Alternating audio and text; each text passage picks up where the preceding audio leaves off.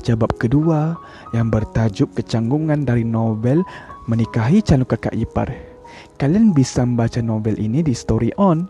Untuk lebih cerita menarik, jangan lupa di subscribe. Malam itu terasa sangat canggung untuk Shashi, berdua di kamar yang seharusnya bersama dengan Andrew. Tapi apa yang terjadi sekarang? Dia malah berdua bersama Arkan. Matanya tak henti-henti melirik ke arah Arkan, kini terduduk di samping ranjang, cukup berjauhan dengannya. Shashi sama sekali tidak terbiasa. Jelas kerana dia belum sepenuhnya mengenal siapa Arkan. Satu hal yang Shashi tahu, Arkan adalah kakak kandung dari mantan kekasih pengecutnya. Tiba-tiba 2 hari sebelum pernikahan, laki-laki itu memang tidak tinggal di rumah. Dia mengurus bisnisnya di luar negeri. Arkan adalah seorang yang pengusaha sukses. Itulah yang mertuanya selalu ceritakan. Selebihnya Shashi sama sekali tidak tahu apapun tentang Arkan. Siapa laki-laki itu? Bagaimana sifatnya?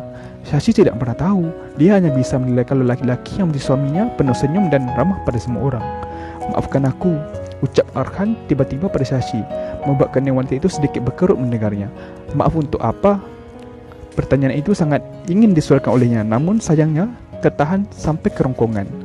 "Aku minta maaf atas sikap pengecut adikku lakukan," lanjut dengan Arkan wajah penuh rasa bersalahnya.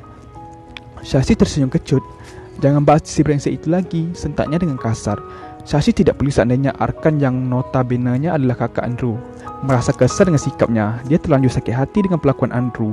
Laki-laki itu benar-benar sangat keterlaluan. "Maaf, aku tidak akan membahasnya lagi." Jawaban yang sama sekali tidak Shashi duga keluar dari mulut Arkan. Laki-laki itu sama sekali tidak marah dengan ucapannya, tapi bagaimanapun juga Shashi tidak akan mempedulikannya. Dengan angkuh dia berjalan menuju pintu kamar mandi untuk membersihkan tubuhnya. Di kamar mandi, Shashi menghapus semua makeup yang melekat di wajahnya. Pakaiannya sudah ditanggalkan, gaun pengantin itu sudah luruh. Tangan Shashi memutar shower hingga air hangat langsung menerpa tubuhnya, membasuhnya perlahan. Mata Shashi ikut terpejam merasakan kenyamanan. Sejenak dia melupakan masalah yang terjadi. Shashi mencoba mensugesti dirinya untuk jangan terlalu berharap lebih atas pernikahan pengganti ini. Mereka menikah kerana terpaksa, bukan saling mencintai. Perasaannya masih untuk Andrew, meski laki-laki itu dengan pengecutnya meninggalkan dia sendiri. Selang beberapa minit kemudian, Shashi menyelesaikan acara mandinya. Sayang sangat, saat Shashi hendak keluar, dia lupa kalau tadi dia belum sempat mengambil pakaian. Alhasil, Shashi harus keluar dengan mengenakan handuk kecil yang bahkan tidak mampu menutupi seluruh pahanya.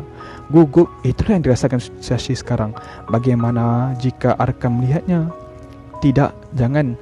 Shashi belum siap untuk melakukan kewajibannya. Dia tidak mahu menyerahkan dirinya sekarang, tapi tidak mungkin juga kalau dia tetap berada di kamar mandi semalaman.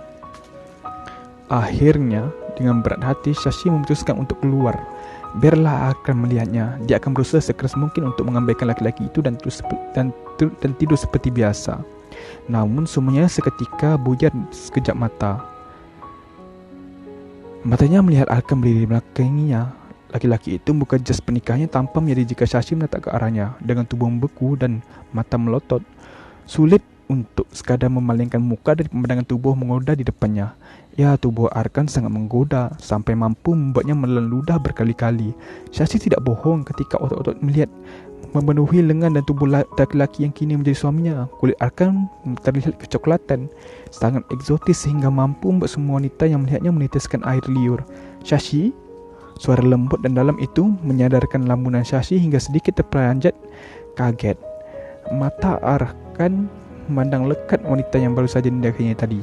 Dia bisa melihat ketika Shashi berusaha untuk menutupi area sensitifnya yang tak tertutupi oleh handuk. Rona kemerahan terlihat di pipi putih itu, membuat senyum kecil terlukis di wajah Arkan. Istrinya sangat cantik. Shashi sangat cantik, matanya besar dengan bulu mata yang sangat lentik. Ada lesung pipi yang tertangkap matanya. Bibirnya pun terlihat merah alami. Rambutnya hitam panjang. Mata Arkan terus memindai sampai turun menatap ke arah tubuh Shashi yang hanya berbalut handuk. Sayangnya tubuh itu sama sekali tidak mampu menutupi secara sepenuh tubuh Shashi, membiarkan 2 gundukan besar yang terlihat sangat menantang untuk Arkan, membuatnya tanpa sadar harus menelan ludah. Apalagi ketika melihat ketatapan sayu milik istrinya, jantung Arkan langsung berdetak cepat melihat semua itu. Tapi tidak, ini bukan yang tepat untuknya berfantasi, apalagi memikirkan hal yang jelas-jelas tidak boleh dia lakukan. Pernikahan ini hanya untuk menyelamatkan nama baik keluarga mereka. Tidak boleh ada perasaan semacam itu yang hadir di antara keduanya. Arkan berdeham keras, berusaha menormalkan kembali detak jantung dan suaranya. Mesti rasa canggung dan sangat terasa di sana. Baik Arkan maupun Syahsi sama-sama terlihat kikuk. Aku akan mandi dulu, ucapnya sambil berjalan menuju ke arah kamar mandi, melewati sang isteri begitu saja. Setelah pintu kamar mandi tertutup, Syahsi akhirnya tersadar. Dia langsung menarik napas dalam-dalam dan menghembuskan secara kasar, berjalan dan buru-buru menuju ke arah lemari untuk memakai baju sebelum Arkan kembali datang. Namun, alangkah kagetnya dia ketika mendapati jika tidak ada satu pun pakaian cocok untuk digunakan. Di sana hanya terdapat lingerie seksi yang sempat dibelinya beberapa waktu lalu untuk Andrew. Kacau, semuanya kacau. Syahsi lupa jika semua pakaian milik sudah dibereskan dan disimpan di kamar lain. Di sini ada hanya meletakkan pakaian kekurangan bahan yang nyaris seperti jaring. Baru-baru Syahsi beranjak ke depan pintu, pikir jika mungkin dia bisa mengambil dulu beberapa pakaian miliknya, tapi disayangkan saat pintu tidak bisa terbuka, membuat Syahsi langsung melihat jika ternyata kamar itu terkunci dari luar.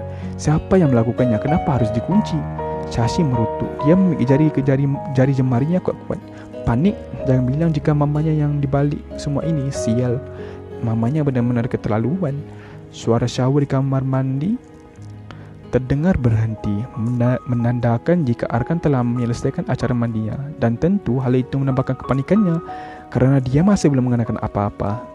Sampai akhirnya Syahsi memutuskan untuk kembali menuju ke lemari dan mengambil sembarang lingerie itu, memakainya dengan tergesa-gesa, serta langsung bergegas menuju ke ranjang, menutupi hampir seluruh tubuhnya dengan selimut. Hingga tak lama kemudian suara pintu kamar mandi terbuka. Di atas ranjang, Syahsi pura-pura tertidur sambil memegangi Arkan, berusaha menyerukan jantungnya berdegup kencang, takut jika laki-laki itu mencari sesuatu. Meski begitu, telinganya masih dapat mendengar suara kain yang saling bergesekan. Dilanjutkan dengan ranjang yang bergoyang saat terasa seseorang menaikinya, siapa lagi jika bukan Arkan. Laki-laki itu kini sudah berada tepat di sampingnya dan sepertinya Arkan tertidur.